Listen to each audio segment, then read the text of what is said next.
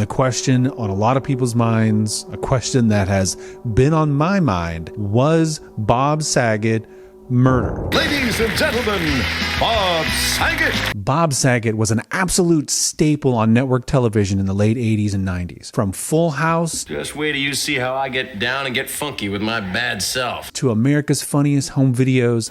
You can laugh there. This comedian brought us laughs every single week. Just once, wouldn't you love to see him cut loose and get down?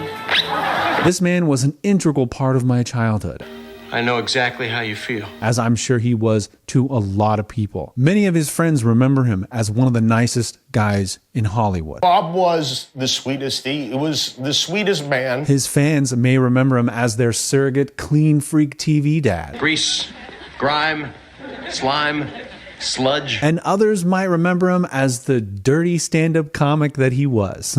Tonight's specials are cake and cock, and they're out of cake. I was like, I'm 11. In January of 2022, Bob Saget was found unresponsive by security at the hotel he was staying at in Orlando. Comedian was found dead in his hotel room in Florida just hours after he did a stand-up routine. He was only on date number 2 of his most recent comedy tour, I Don't Do Negative. His death was ruled an accident with no sign of foul play or illegal drugs or even alcohol in his system. Evidently, he did test positive for COVID-19 and had an enlarged heart. Neither of those things had anything to do with his death. His family released a statement saying that he had bumped his head on something and went to sleep and thought nothing of it, and sadly, he would never wake up. This morning, TMZ reports it's likely that comedian Bob Saget hit his head on the headboard of his bed before his death at this hotel in Orlando. This past week, Bob Saget's wife and his 3 daughters have filed a lawsuit to try to keep the information that was a part of the investigation of his death private. They want to prevent the sheriff and the medical examiner's office from releasing information that they think would cause them to suffer irreparable harm in the form of mental pain, anguish, and emotional distress. The Orange County Sheriff's Department released a statement also. They are sensitive to the family's concerns about privacy, but that must be balanced with their commitment to transparency, compliance with the law, and the public's right to know the truth. A few days ago, the Florida judge overseeing the case ruled in favor of the temporary injunction. A judge has now granted Saget's family a temporary injunction, blocking the public release of any photos, videos, or other records related to the investigation. Evidently, the rules and laws around this kind of thing vary from state to state, but basically what a lot of people are saying is that an autopsy is paid for by the public and therefore should be public record. In a situation like this where you have a celebrity, you have a public figure that a lot of people feel emotional connection to, who dies under mysterious circumstances, we want to know why. We want to know what happened. So the autopsy did reveal that Bob Saget did die of head trauma. A medical examiner's report revealed Saget died from blunt head trauma, likely from an unwitnessed fall backwards. He had an abrasion on his scalp and fractures at the base of his skull and also at the front. He had fractures around his eye sockets. Evidently, these fractures caused bleeding between the brain and the tissue covering the brain, as well as bruises to the brain itself. Someone hits the back of their head on the shower or the bathroom floor.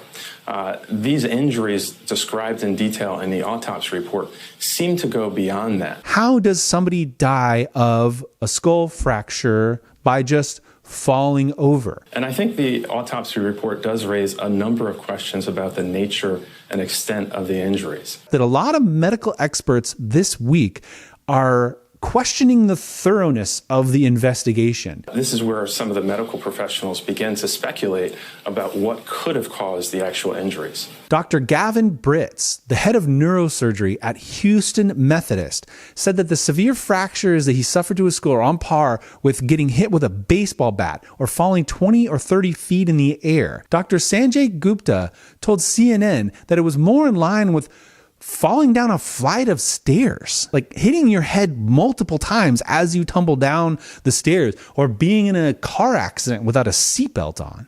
You would think that maybe this was someone who had fallen down the stairs and had several impacts to the head or been unrestrained in a car accident. I mean, it was that degree of force. Those are some pretty severe injuries, not just slipping and bumping your head in a hotel room. I think what it reveals more than anything else is that this was not a sort of simple bump on the head. TMZ reported the electronic lock on his hotel door hadn't been opened prior to the security coming in and discovering him unresponsive. Now, how reliable that source is, I have no idea. I assume that the police would have investigated all of this, would have thoroughly looked into all of the different possibilities. The problem is we have no insight into that because this information is now being blocked. What we know is that the police say there were no signs of foul play, that there were no illegal drugs involved, there was no alcohol. Somehow he slipped, hit his head extremely hard, got onto the bed somehow, and then passed away. Was Bob Saget murdered? Probably not. It doesn't really look that way based on the information that we have available at this time. What I do find odd, though, is that as more information comes out, the injuries to his head are way more severe than they were originally described. It makes you question, how does one man do that to himself in a hotel room? Unless he's Edward Norton in Fight Club or something, right? It definitely seems like some pieces of this puzzle are missing. At least that's how it seems right now when we don't have all of the information available to us. Now, online conspiracy theorists are going crazy. I've seen people indicate that they think the wife is somehow responsible. Then they point to an interview where it seems like she's fake crying. To be his wife and to be able to be a part of it and bring him any... I watched that interview. It's hard to say how you would react, how you would respond emotionally when a loved one has passed away and now you have to talk to a television reporter about it. I mean, you can be absolutely devastated without having tears come out. I think it's odd that they're trying to block it.